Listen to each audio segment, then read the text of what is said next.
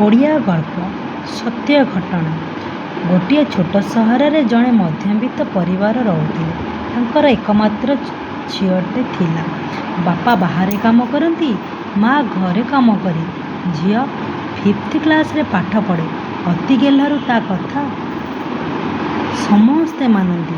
ଦିନେ ସେ ମୋବାଇଲ ଚଲାଉଥିବା ବେଳେ ହଠାତ୍ ଦେଖିଲା ଯେ ଅନଲାଇନ୍ ୱାର୍କ ଫର୍ ଷ୍ଟୁଡେଣ୍ଟସ୍ ସେ କାହାକୁ ନ କହି ଆପ୍ଲାଏ କରିଦେଲା।